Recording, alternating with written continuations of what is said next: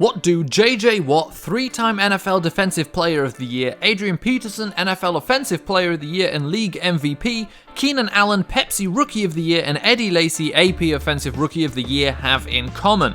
Well, apart from them all being crucial to their team's success, they are also 4 of a current 310 NFL players on injured reserve. And yeah, some of these teams are doing alright without those players, but that's kind of irrelevant here. Ask yourself, would you be happy if your team cut that player, and then you know that you think they're vital to your success? 310 players, and that's actually gone up too since I last checked the number like 2 days ago. That's enough players to create almost 6 entire new teams with 53-man rosters.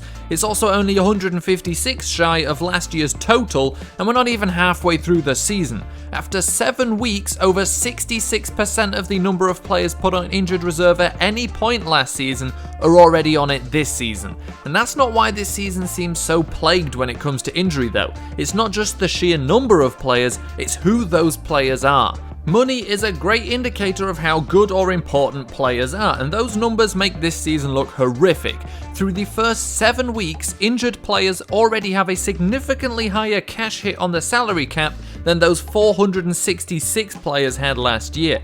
The cash totals for players on injured reserve this year is over $272 million, averaging $885,000 per player. The cash total last year was $234 million, averaging $502,000 per player. You can see the difference. And that's just the injured reserve. Keep in mind that players seem to be dropping like flies to short-term injuries at the moment as well. So we've now established that this season has been particularly injury plagued, but you kind of already knew that. But let's get to the point of the video.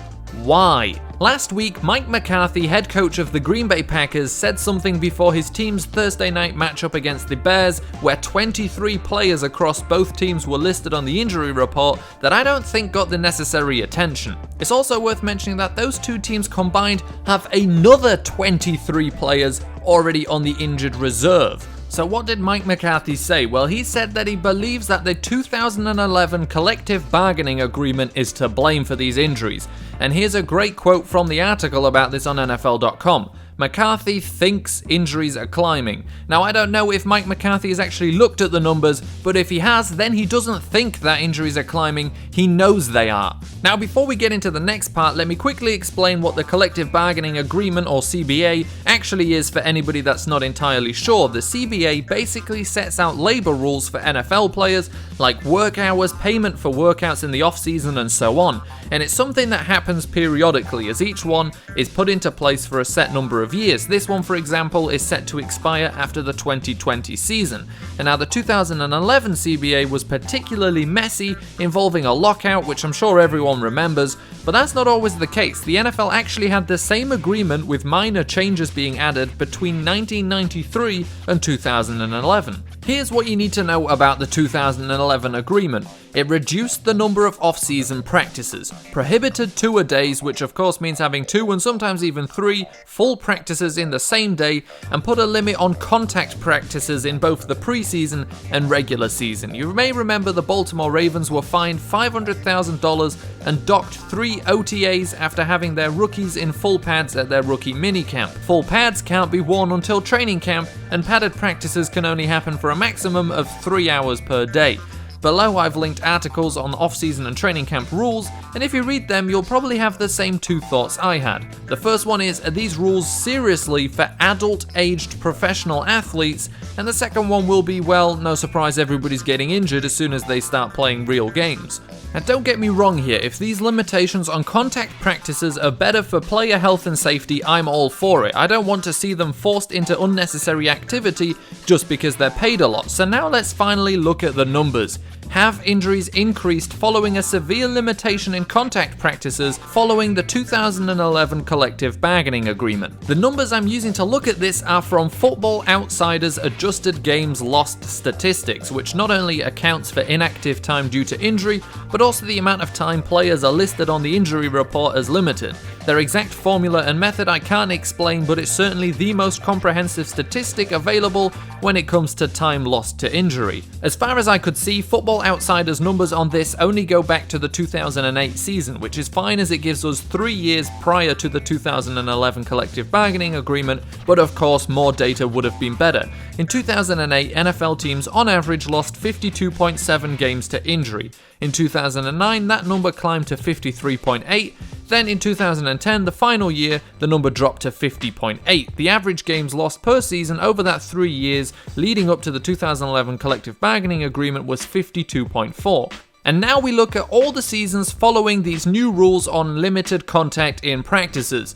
The very first season under the 2011 collective bargaining agreement rules saw the number of games lost on average to injury climb to 59.9. Now that just alone you could blame on the time squeeze the lockout put on the league, but the number has just continued to climb. In 2012, the amount of games missed due to injury jumped to 64.4, then in 2013 to 70.2, and then again in 2014, the worst season out of all of these, to 74.3. Now at this point you would look at that trend and it's on an alarming upward trajectory, but this is also why I would have liked to have been able to see numbers prior to 2008, as that 3-season selection makes it look like the average was 52, but maybe it may not have been that low, although I don't doubt injuries have definitely climbed. Last season was better, the number no longer climbed and went down from 74.3 games missed to 68.9, but that's still 15 more games missed on average per team